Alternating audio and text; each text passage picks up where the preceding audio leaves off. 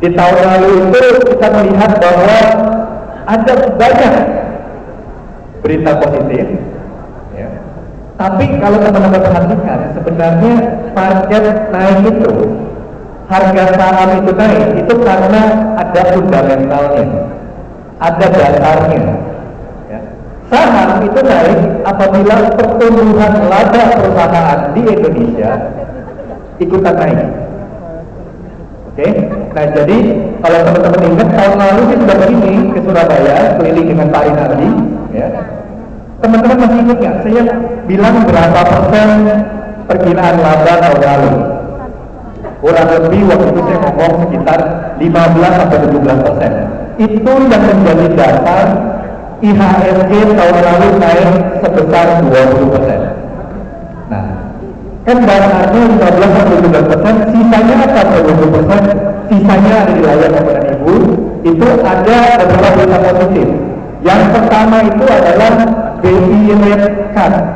Itu adalah potongan tingkat suku bunga, yang artinya kalau tingkat suku bunga turun, maka biaya ekonomi turun, biaya pinjam duit turun.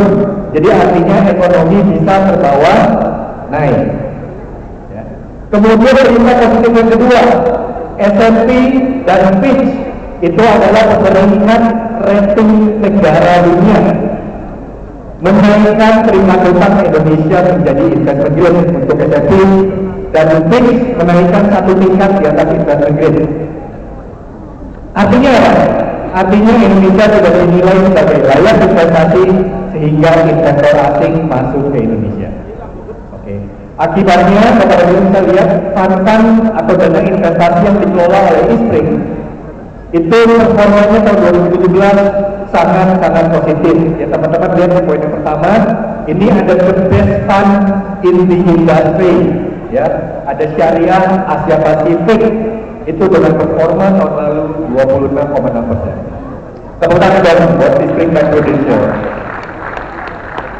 Ini udah jadi selebriti nih Pak ini. Kenapa? Karena di kontak tiap bulan masuk 2 kali gitu ya. Best performance fund dan seterusnya. Yang kedua, ini adalah yang non syariah, yang konvensional. Kita melihat Value Discovery adalah salah satu fund terbaik di industri dengan performa tahun lalu 21,8%. Ya, tepuk tangan lagi boleh. Dan poin yang terakhir adalah bukan hampir sih. Semua unit link, semua dana investasi Prudential itu mengalahkan rata-rata pemain asuransi lain. Jadi unit link kita ratakan, kita di atas. Next. Oke, kita mulai dengan pandangan pasar dari pasar global.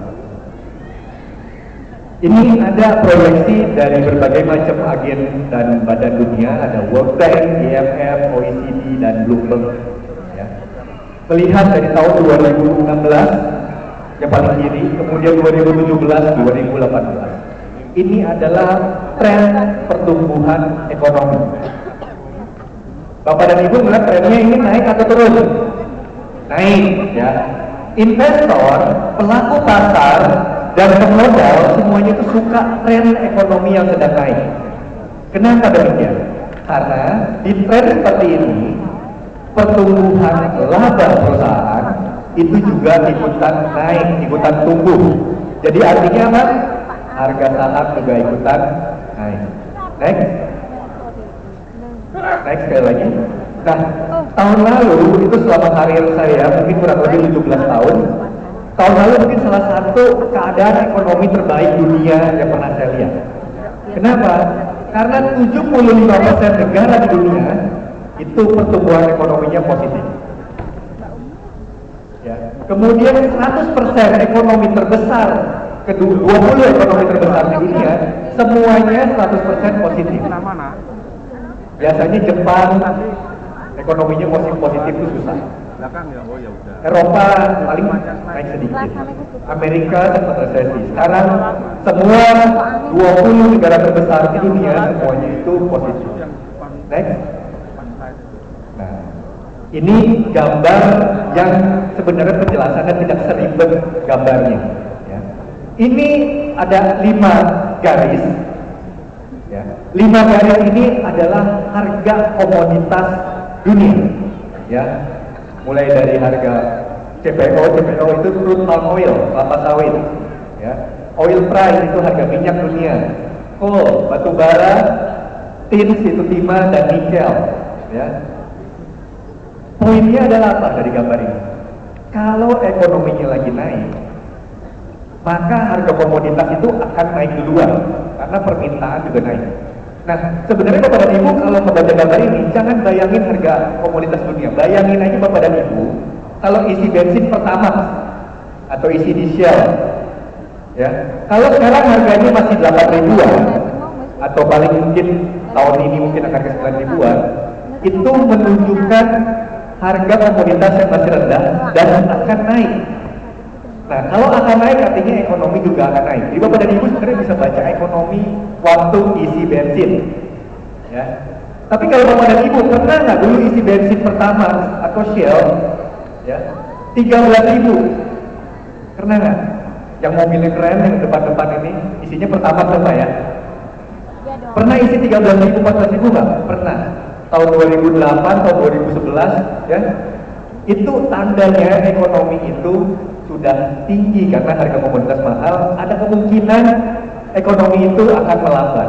Nah, makanya ekonomi itu melambat tuh dari tahun 2011 sampai 2015. Kalau ekonomi melambat, pertumbuhan di pasar saham juga otomatis melambat. Oke, next. Nah, ini yang pasar Indonesia seperti apa? Kita lihat.